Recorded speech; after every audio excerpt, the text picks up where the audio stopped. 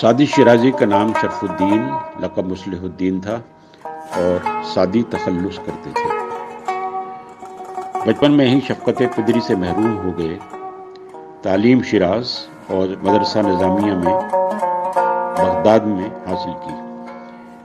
تعلیم مکمل کرنے کے بعد ملک کو خیر باد کہا اور بغداد، شام، مکہ معظمہ سے لے کر شمالی افریقہ تک گھومتے رہے۔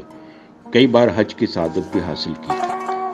ایک روایت کے مطابق وہ ہندوستان بھی آئے تھے۔ 1256 کے بعد شیراز واپس لوٹے۔ اس زمانے میں فارس پر ابو بکر بن سعد زنگی کی حکومت تھی۔ 1257 میں بوستان اور 1258 میں گلستان تصنیف کی۔ بوستان منظوم اور گلستان حکایات پر مشتمل ہے۔ دونوں کتابیں عالمی کلاسیکی ادب میں شمار ہوتی ہیں۔ گلستان اور بوستان کے علاوہ ایک کلیات بھی ہے جو عربی، فارسی قصائد اور غزلیات پر مشتمل ہے۔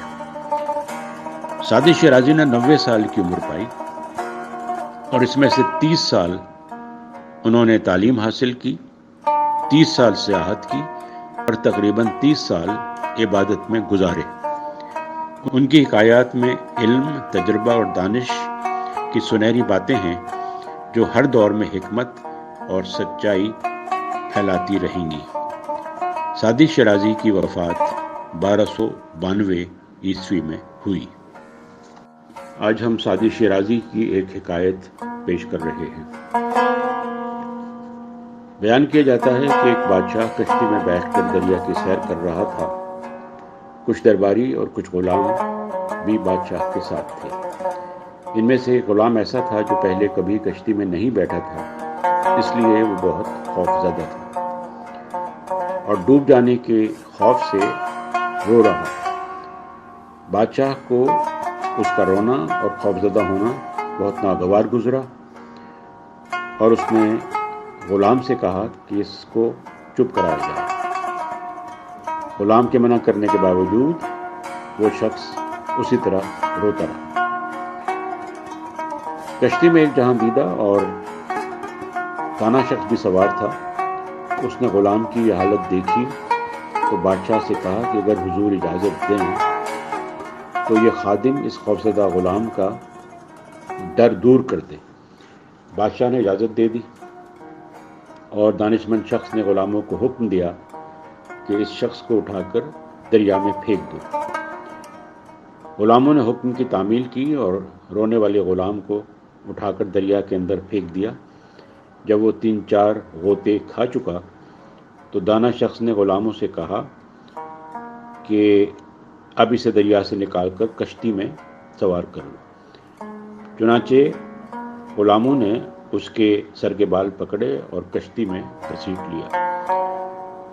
وہ غلام جو تھوڑی دیر پہلے ڈوب جانے کے خوف سے بری طرح رو رہا تھا، بالکل خاموش اور پرسکون ہو کر ایک طرف بیٹھ گیا۔ بادشاہ نے حیران ہو کر پوچھا کہ آخر اس میں کیا راز ہے کہ ایک ڈرے ہوئے شخص کو تم نے دریا میں پھینکا، اور اس سے زیادہ حیرت کی بات یہ ہے کہ یہ اب چپ چاپ ایک طرف بیٹھا ہوا ہے۔ دانا شخص نے جواب دیا، حضور والا، اصل بات یہ تھی کہ اس نے کبھی دریا میں غوطے کھانے کی تکلیف نہ اٹھائی تھی۔ اس طرح اس کے دل میں اس آرام کی کوئی قدر نہیں تھی جو اسے کشتی کے اندر حاصل تھا۔ اب ان دونوں کی حقیقت اس پر روشن ہو گئی ہے اور اب یہ خاموش بیٹھا ہے۔ سعدی شیرازی اس حکایت میں انسان کی نفسیاتی کیفیت بیان کرتے ہیں کہ جس شخص نے کبھی تکلیف دیکھی ہی نہ ہو، اس کو آرام کی قدر و قیمت کا پتہ نہیں ہوتا۔ اس کے علاوہ اس شخص کو جسارت اور قوت برداشت سے بھی محروم ہوتا ہے۔ پرمسرت اور کامیاب زندگی وہی شخص گزار سکتا ہے جو رنج اور راحت دونوں سے بخوبی آگاہ ہو۔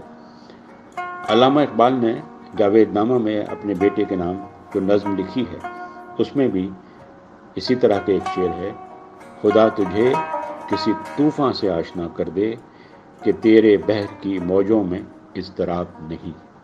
شکریہ۔